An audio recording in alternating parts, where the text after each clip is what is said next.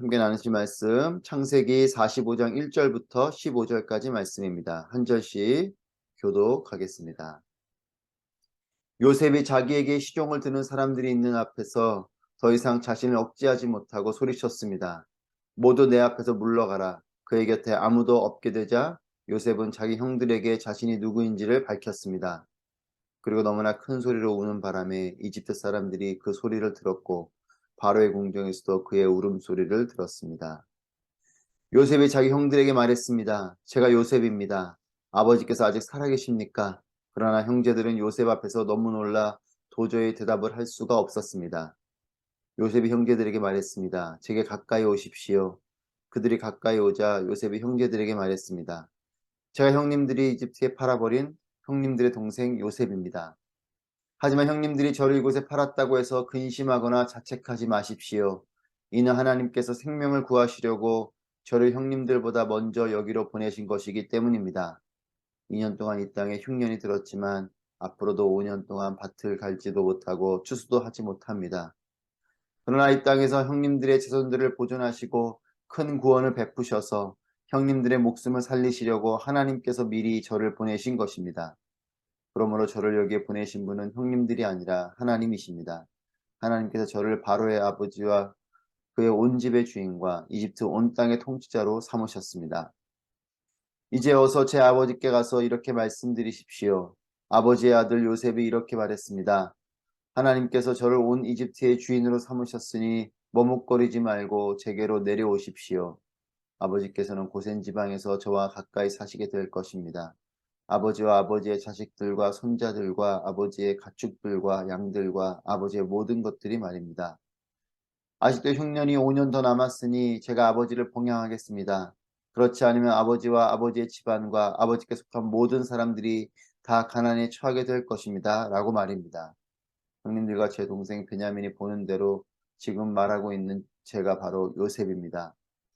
형님들은 제가 이집트에서 누리고 있는 모든 영광과 형님들이 본 모든 것을 제 아버지께 전해 주십시오. 그리고 어서 빨리 제 아버지를 여기로 모시고 내려오십시오. 요셉은 자기 동생 베냐민의 목을 끌어안고 울었습니다. 베냐민도 요셉의 목을 끌어안고 울었습니다. 함께 했습니다. 요셉은 모든 형제들에게 입을 맞추고 울었습니다. 그런 후에야 그의 형들이 그와 이야기를 했습니다. 아멘. 오늘도 우리와 동행하시며 우리를 인도하시는 살아계신 하나님을 찬양합니다. 요셉은 형들을 이미 알아보았지만 형들은 요셉을 알아보지 못합니다. 그리고 이제 요셉은 그동안 억누르고 있었던 자신의 마음과 함께 자신을 드러냅니다. 1절입니다. 요셉이 자기에게 시종을 드는 사람들이 있는 앞에서 더 이상 자신을 억제하지 못하고 소리쳤습니다. 모두 내 앞에서 물러가라. 그의 곁에 아무도 없게 되자 요셉은 자기 형들에게 자신이 누구인지를 밝혔습니다. 자신을 억제하지 못하고 마음속에 가득 찬 것이 밖으로 나오는 것입니다. 분노, 불평, 원망, 원수매증, 이와 같은 마음이 내 마음 가운데 가득하면 이것이 밖으로 뿜어져 나오는 것이죠. 분노가 뿜어져 나오기도 하고, 불평이 뿜어져 나오기도 하고, 원망이 뿜어져 나오기도 하고, 원수매짐이 뿜어져 나오기도 합니다.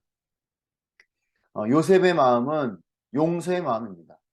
그리고 형제들을 다시 만난 그 기쁨의 마음입니다. 자신이 억제하지 못했다. 이 용서의 마음과 다시 만난 기쁨이 가득한 이 요셉의 마음이 그대로 이제 억제하지 못하고 뿜어져 나오는 거죠. 여러분, 우리의 마음속에는 어떤 마음이 있습니까? 어떤 마음이 내 마음을 가득 채우고 있고 그래서 그것이 억제되지 못하여 나올 정도의 마음이 내 마음 가운데 있습니까? 내가 하는 말, 내가 보이는 태도, 내가 하는 모든 행동, 이와 같은 것들이 내 마음을 채우고 있는 것들입니다. 내가 요즘 어떤 말을 하는가? 내가 어떤 태도를 보이고 있는가? 내가 어떤 행동을 하고 있는가? 이것이 내 마음인 거죠. 그리스도 예수의 마음으로 가득하시기를 축복합니다. 그리스도 예수의 마음이 내 마음에 가득하면 이 그리스도 예수의 마음이 억제할 수 없는 그런 마음으로 내 삶 가운데 펼쳐지게 될 것입니다. 그리스도 예수의 마음으로 가득하면 사랑이 내 마음 가운데 채워질 것이요. 용서가 내 마음 가운데 채워질 것이요. 배려가 내 마음 가운데 채워지고 양보가 채워지고 이해가 채워지고 이런 사랑과 용서와 배려와 양보와 이해와 희생과 이런 예수님 닮은 마음이 내 마음 가운데 채워질 때에 이 마음이 나로 하여금 기도하게 하는 겁니다. 그래서 예수의 마음이 있어야 기도하게 되는 거죠. 저는 여러분의 마음 가운데 또 저의 마음 가운데 그리스도 예수의 마음이 가득하게 되기를 축복합니다. 이 요셉의 말에 요셉의 형들이 놀랍니다. 의함에 대한 놀람과 동시에 자신들이 했던 이 행동과 또 지금 현재 요셉의 위치 앞에서 덜컥 걱정이 되고 또 두렵기까지 합니다. 이런 형제들의 마음을 헤아리듯이 요셉이 이렇게 말합니다. 4절 말씀입니다. 요셉이 형제들에게 말했습니다. 제게 가까이 오십시오. 그들이 가까이 오자 요셉이 형제들에게 말했습니다. 제가 형님들이 이집트에 팔아버린 형님들의 동생 요셉입니다. 요셉은 그들을 가까이 부릅니다. 징계하기로 마음먹은 사람은 상대를 멀찍이 떨어뜨려 둡니다. 하지만 용서하기로, 사랑하기로 마음먹은 사람은 가까이 두는 것이죠. 내게로 가까이 오십시오. 이 형제들을 부르는 것은 징계가 아닌 용서요 사랑인 것입니다. 그리고 요셉은 그들의 마음을 헤아립니다. 제가 형님들이 이집트에 팔아버린 요셉입니다. 그들이 미처 하기 어려웠던 말을 요셉이 꺼내준 거죠. 이집트에 팔아버린 요셉.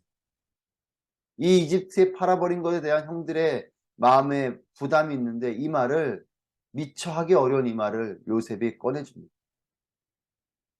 여러분 어떤 말은 상대방의 마음을 후벼 파는 말이 있어요. 어떤 말은 상대방의 마음을 헤아려주는 말이 있습니다. 그들의 마음 가운데는 근심, 우리가 요셉을 팔았는데 라는 이 마음의 근심을 요셉이 대신해서 헤아려주고 본인이 그 말을 꺼냅니다. 그래서 연이어 이렇게 말합니다. 5절 말씀입니다. 하지만 형님들이 저를 이곳에 팔았다고 해서 근심하거나 자책하지 마십시오. 이는 하나님께서 생명을 구하시려고 저를 형님들보다 먼저 여기로 보내신 것이기 때문입니다. 자책하지 마십시오. 그들의 마음속에 자책이 가득했죠. 요셉을 이집트에 팔아버린 것에 대한 그리고 이에 대한 하나님의 뭔가 징계와 같이 이런 어려움들이 있는 것 아닌가라는 그들의 마음속에 마음에 큰 부담이 있었던 겁니다. 그런데 요셉이 이것에 대해서 자책하지 마십시오. 그러면서 이렇게 말하는 거죠. 하나님께서 생명을 구하시려고 저를 형님들보다 먼저 여기로 보내신 것입니다. 요셉은 자신의 과거의 시간이 해석이 된 것입니다. 처음 이집트로 팔려왔을 때는 요셉도 여러 생각이었을지 모르겠어요. 하지만 보디발의 종으로 또한 감옥의 죄수로 이제 이집트의 총리로 지난 시간을 보내면서 요셉은 하나님께서 나를 이 땅 가운데 보내셨다. 이런 해석과 결론을 가지게 된 것입니다. 그리고 이런 자신의 삶에 하나님의 사명이 있음을 깨닫게 됩니다. 생명을 구하시려고. 하나님께서 나를 이 땅 가운데 먼저 보내주신 것인데 그것은 생명을 구하시려고 나를 보내신 것이다. 이렇게 형제들에게 이야기를 하는 거죠. 형들은 나를 팔았지만 요셉은 팔렸다고 해석하지 않습니다. 하나님 먼저 보내셨다.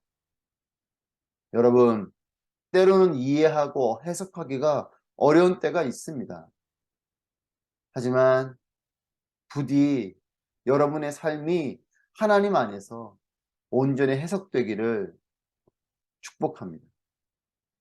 여러분, 우리의 삶이 해석이 되면, 하나님 안에서 우리의 삶이 해석이 되면 축복도 해석되지만 고난도 해석이 돼야 되는 거죠. 나에게 이런 축복이 왜 왔는가? 예를 들면 물질이 내게 축복으로 왔는데 그냥 돈이 왔구나 이렇게 생각하는 것과 이 물질을 주신 것은 하나님이 이와 같은 일들을 통해 이 물질을 주셨구나 이렇게 해석되는 건 다른 거죠. 고난도 마찬가지입니다. 여러분, 해석이 되면 살린 것도 보낸 것이 되는 거고, 내가 당한 것도 먼저 경험하게 된 것이고, 내가 멈춰서게 된 것도 하나님께서 붙잡아 주신 것이 되는 거죠.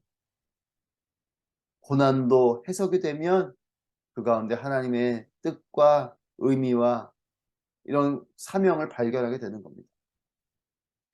형제들은 알 수 없지만 요셉은 하나님의 큰 그림을 보고 이해하고 있는 것입니다. 6절부터 8절 말씀을 보면 이 큰 그림에 대한 해석을 하고 있습니다. 흉년이 앞으로 5년이 더 있을 것을 요셉은 이미 알고 있죠. 이 형제들은 모릅니다. 하지만 요셉이 알려줍니다. 지금 2년 동안 이 땅에 흉년이 있었지만 앞으로 5년이 더 있을 것이다. 그렇기 때문에 이처럼 양식을 오고 가며 사는 일은 어려운 일이다라는 것을 이미 요셉은 알고 있는 거죠. 형제들은 모르고 있기 때문에 잠깐 이 흉년이 있을 거라 생각하는 겁니다. 그래서 먼 길을 와서 곡식을 사가지고 가서 연명하고 있으면 언젠가 흉년이 풀어지겠지 생각할 것입니다. 그렇지 않죠. 5년의 시간이 남아있어요. 요셉은 이 그림을 알고 있죠. 그렇기 때문에 요셉이 이와 같이 오가는 것이 아니라 이 땅, 즉 이집트로 이주해 와서 살아야 함을 알고 이미 계획하고 있습니다. 이주해 올 것을 계획하고 있는 거죠. 그리고 이 생명을 위한 일을 하나님께서 자신을 이집트의 통치자로 삼으신 이 생명을 위한 이 일이 자신의 사명인 것을 요셉은 알고 있는 겁니다. 여러분, 하나님과 친밀하시기를 축복합니다. 기도와 말씀으로 하나님의 언어가 익숙해지고 하나님을 알게 되면 이 기도와 말씀으로 우리는 하나님의 언어 익숙해지는 거죠. 하나님을 알게 되는 거죠. 여러분, 요셉은 오랜 시간, 녹록치 않은 시간을 보냈지만 그 시간들 속에서 지금 펼쳐지는 일들 속에서 하나님의 뜻을 발견하게 됩니다. 여러분, 기도를 통해서 우리의 삶에 하나님께서 말씀하시는 음성이 분별되어지길 바라고, 하나님의 언어가 익숙해야 하나님의 음성이 들리는 거예요. 말씀을 읽다가 기도하다가 하나님의 음성을 듣게 되는 것이요. 또 하나님과 친밀해야 하나님의 뜻이 무엇인지를 알게 되는 거죠. 하나님의 뜻을 알고 있기 때문에 내 삶 가운데 펼쳐진 일들 속에 이것이 하나님의 뜻이구나 알게 되는 것입니다. 기도의 자리에서 있을 때에 하나님과 이렇게 교제할 때, 또 말씀을 읽고 묵상할 때에 그 가운데 심겨져 있는 하나님의 언어가 내게 익숙해질 때에 하나님의 뜻도 분별하게 되는 겁니다. 저는 지금의 시간들, 지금 펼쳐지는 일들 속에서 하나님과 친밀함으로 하나님의 뜻이 무엇인지를 발견하게 되는 여러분 모두가 되기를 축복합니다. 하나님은 사명자를 통해서 현재 상황을 위해서도 일하시지만 미래를 위해서도 비전을 주시는 분인 것을 봅니다. 형제들뿐 아니라 자신의 연로한 아버지 야곱까지 이집트로 내려오도록 권면합니다. 그리고 머뭇거리지 말고 내려오라 라고 말합니다. 야곱은 연로해도 가나안에서 죽을 삶이 아닙니다. 야곱은 연로하지만 또 지금 흉년이 있지만 기근 때문에 굶어 죽을 사람이 아닌 거죠. 야곱은 이집트로 내려와서 형제들과 함께 다 내려와서 이제 이 아브라함에게 약속하신 하나님의 약속을 이어갈 하나님의 사람인 것입니다. 15절 말씀에 같은 어머니에게서 난 자신의 특별한 동생 베냐민과 뜨거운 포옹을 하고 이제 형제들에게 입을 맞추고 울음을 터뜨립니다. 그제서야 형들이 요셉에게 이야기를 시작합니다. 마음이 편해진 것이죠. 안심이 된 것입니다. 화해는 잘못을 저지른 자의 뉘우침보다 당사자의 용서가 더욱 중요합니다. 요셉이 형들에게 먼저 다가가고 입을 맞추고 진심으로 울어줬기 때문에 화해가 임하고 평안한 관계가 된 것이죠. 요셉이 이와 같이 했기 때문에 마음에 걱정이 있고 불안함이 있고 놀라고 의아한 이 형들의 마음 가운데 평안함이 있게 된 거죠. 여러분, 이와 같이 하나님께서도 우리에게 먼저 와주셨습니다. 요셉이 형들에게 먼저 다가간 것처럼 하나님께서도 우리에게 먼저 와주셨고 예수님을 보내주시고 우리를 위해 울어주셨기 때문에 구원이 이루어졌고 하나님과 화목하게 된 것입니다. 여러분, 우리도 이와 같은 용서의 사람이 되기를 바랍니다. 먼저 다가가주고 손을 내밀어주고 끌어안아주고 또한 상대를 위해 울어줄 수 있는 그런 예수님의 마음이 우리 가운데 있길 바랍니다. 요셉과 같이 자신의 지난 시간들과 앞으로의 시간들이 하나님 안에서 해석되는 여러분 모두가 되기를 축복합니다. 고난도 해석이 되면 축복이 됩니다. 고난도 하나님 안에서 해석이 되면 그것이 우리에게 더 이상 고난이 아닙니다. 그것은 우리에게 또 새로운 하나님의 일들을 향해 나아갈 수 있는 더욱더 큰 계기가 되고 또 더욱더 큰 디딤돌이 될 것이에요. 여러분, 삶이 해석이 되면 하나님 안에서 해석이 된 그 삶은 사명이 발견되어지게 됩니다. 여러분, 사명자로 살아가게 되시길 축복합니다. 비전의 사람이 되기를 축복합니다. 지금 내가 하고 있는 일, 내가 살고 있는 삶, 내가 겪고 있는 그 모든 일들이 하나님 안에서 해석이 되면 그것은 그 안에서 나의 사명이 발견이 되고 또한 이 사명은 내가 앞으로 어떻게 살 것인가 그리고 이것이 또 앞으로 어떻게 살아가야 될 것인가에 대한 비전과 계획과 방법들이 발견되게 됩니다. 저는 저와 여러분의 삶이 이와 같이 하나님 안에서 사명이 발견되고 그래서 우리가 앞으로 어떻게 살아가야 될지 무엇을 해야 될지 어떻게 나아가야 될지 알게 되는 우리 모두가 되길 바랍니다.